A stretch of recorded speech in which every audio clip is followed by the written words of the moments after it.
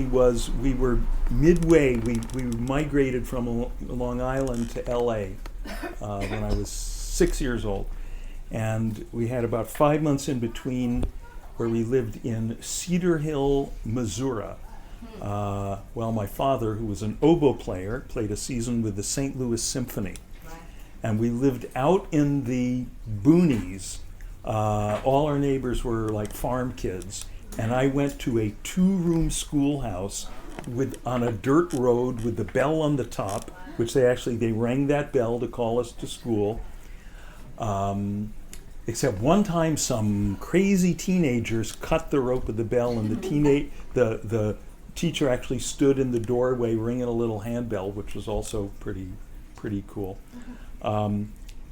And our playground was just the front yard of the school. We'd play in the front yard, except across the road, the dirt road from our school, was the cemetery. And when there was a funeral, we had to play in the back and be very quiet.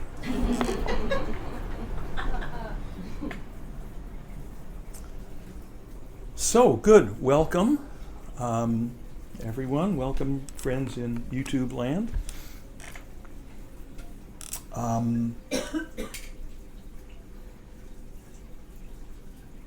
Before I forget, I'll be sending out a newsletter to everybody. My big global newsletter should be going out by Monday. And one thing it'll be announcing is something I've been working on for months with my webmaster. New, absolutely refurbished, new, redesigned, minty fresh website. And it's got some new content and a new look. So by the time this is posted, probably that should be up. So deanslider.com, or if you can't figure out how to spell Slider, which I can barely figure out, deanwords.com takes you to the same place. Yeah. So do you have, I have an old student who has hearing loss, significant hearing loss. By the way, speaking of hearing loss, everyone speak up so the microphone will pick you up for our YouTube friends. Oh, yes. well, will you be able to accommodate somebody like that?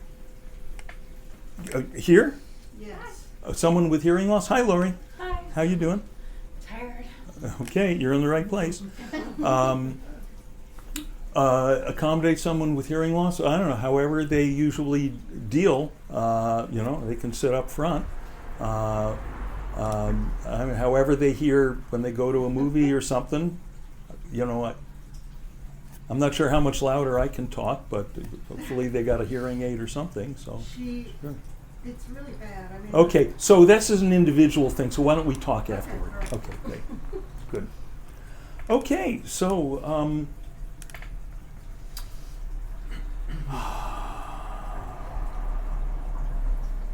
how should we start this evening?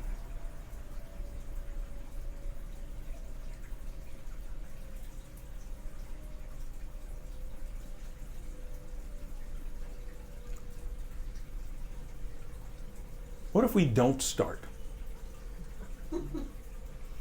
What if we don't start anything?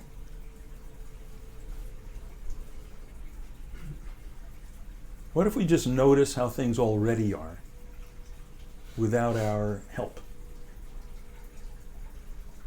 What's already going on? And when I throw these questions out, I'm not looking for you to, give me some answer. These are cues to notice your own experience. What's going on in your experience right now without any help from you?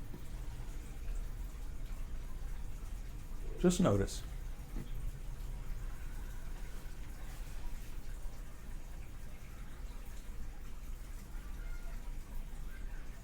Is there just one thing going on?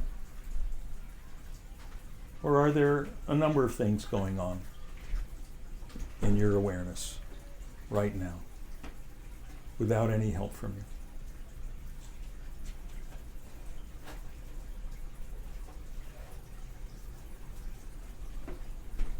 you? Hey, Tommy.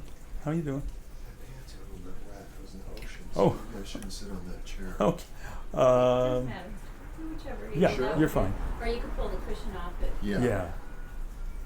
We accommodate all situations.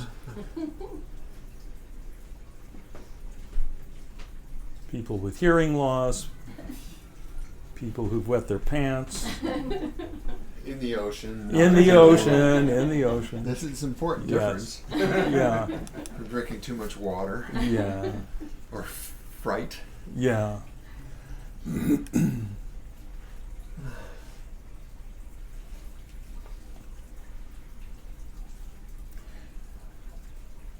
And one kind of interesting thing that we can point out here is if we're not starting anything, we're not starting any process, we're just noticing what's going on without our help.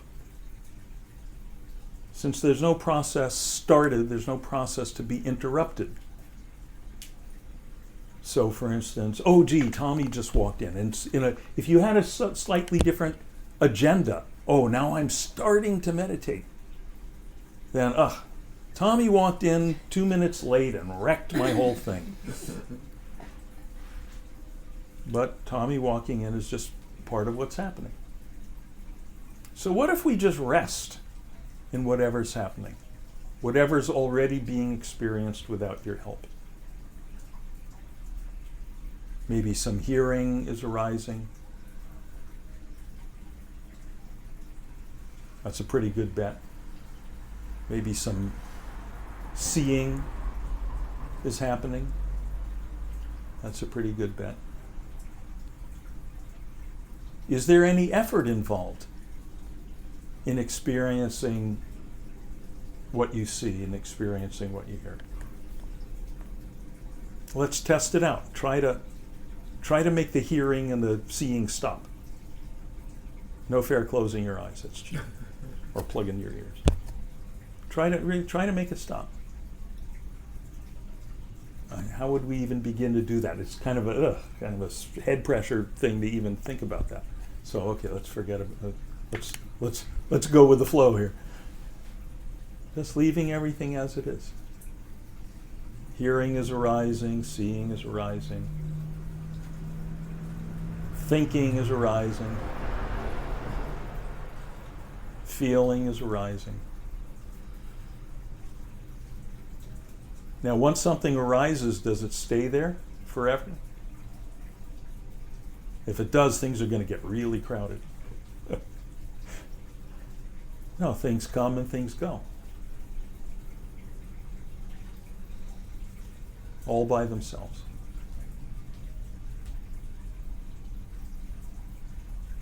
How much control do we have over the comings and goings? Check it out.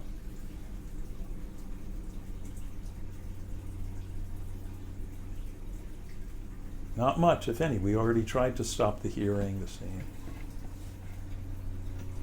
Basically, we're not in control here, apparently.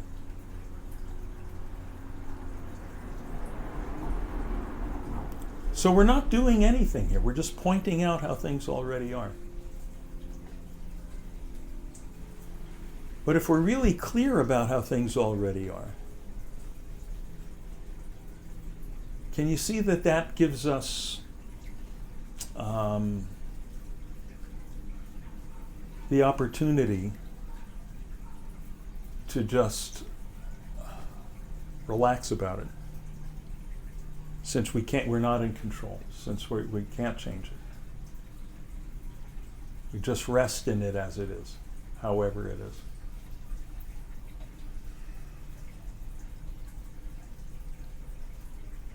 So we're still not doing anything.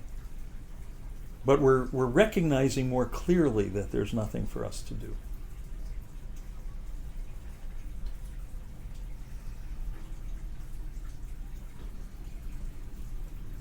Okay, now let's change just one thing and one thing only. Let's close our eyes.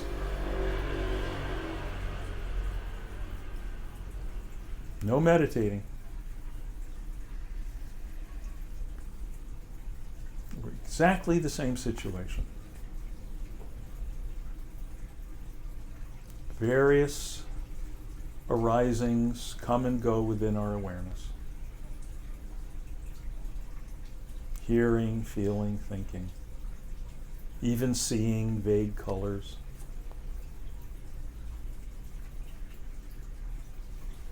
All this coming and going with no one in control, no one in charge.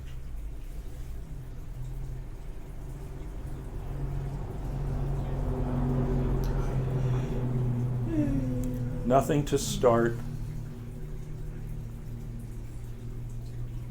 nothing to continue, nothing to stop.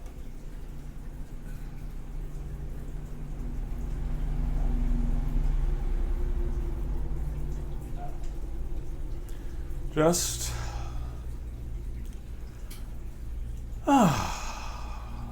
just resting in this moment's awareness as it is, as it presents itself.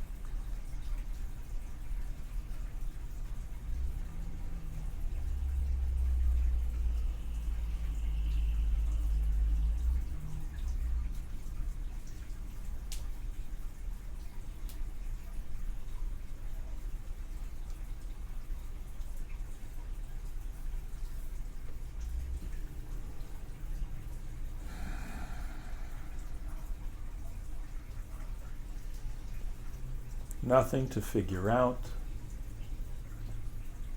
nothing to get right.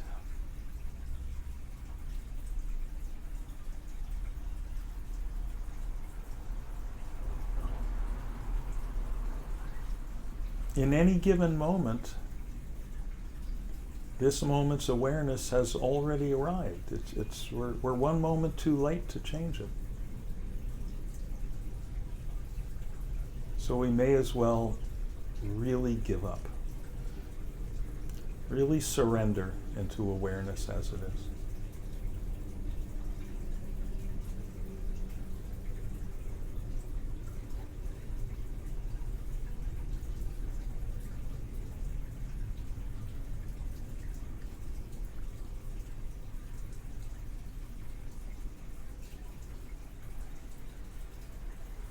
Not trying to concentrate,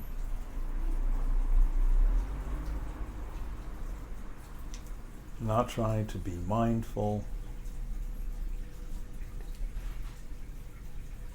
not trying to somehow convert or transform this raw moment by moment experience into something called meditation or spiritual experience or anything. Just leaving it raw, uncooked.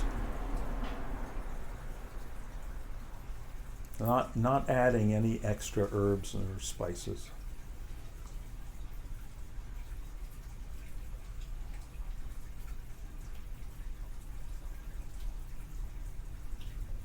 Not preferring anything.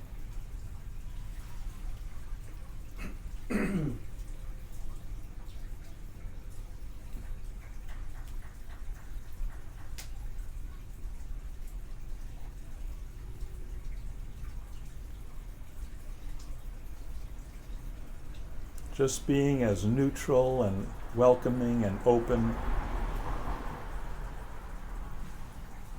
to all our naturally arising experiences, as the sky is neutral and welcoming and open to all the different kinds of weather.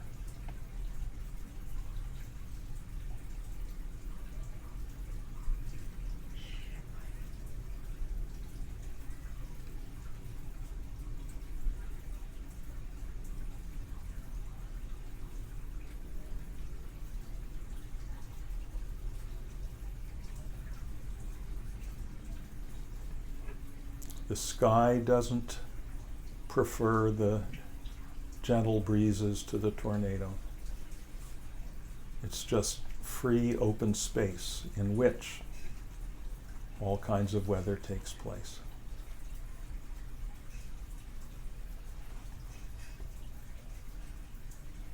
So we can just notice that that's how our awareness is. We don't try to make awareness like that. We can't help it. Awareness is like open space.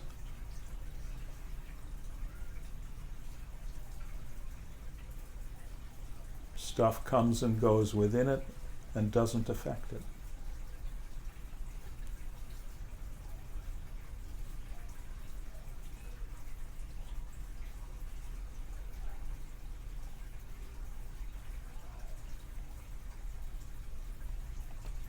Thoughts and feelings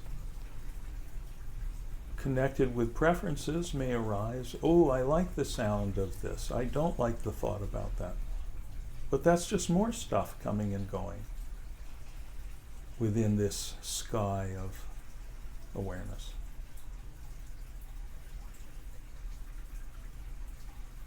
Sounds are just sounds. Thoughts are just thoughts. Feelings are just feelings. None of it matters.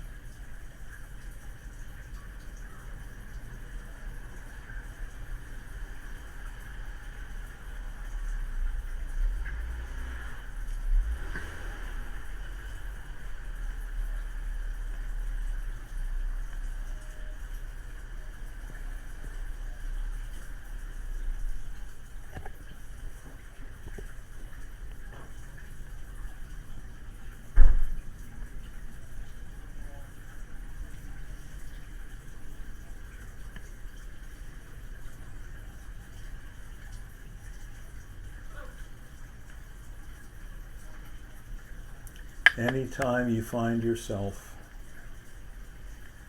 resisting something or holding on to something or struggling with something, just relax your grip on it, whatever it is. Don't try to resolve it or get rid of it. Just relax your grip on it and relax back into this free, open, sky-like awareness, like open space.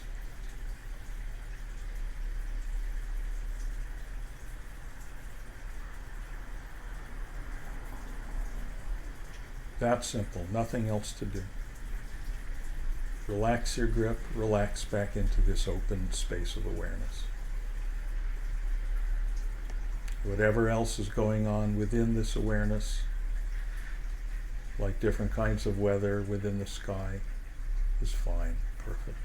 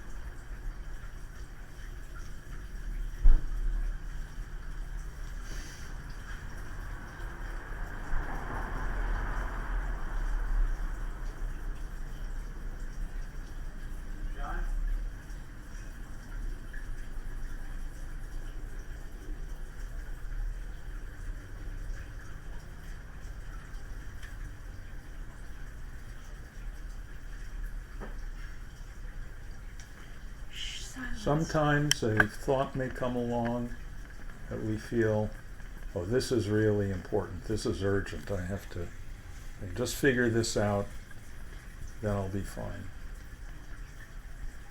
Yeah, but then 5 minutes later, we forget about that, something else seems urgently important.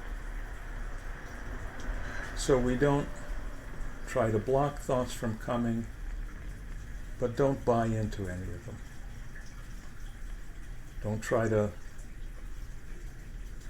stop the parade, but don't hop aboard any of the floats. Just let it go by.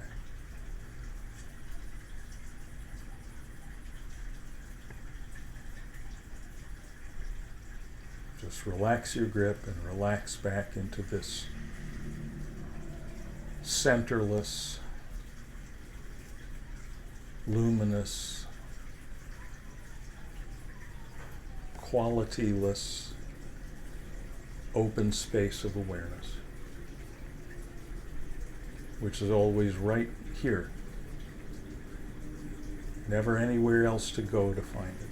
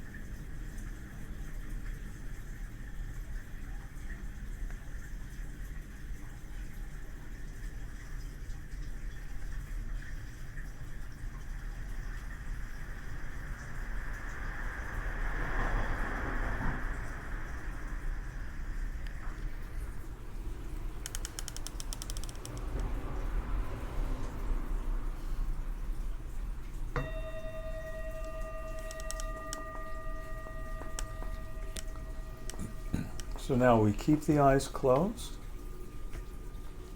and take a couple of minutes to bring the body back to a more active state.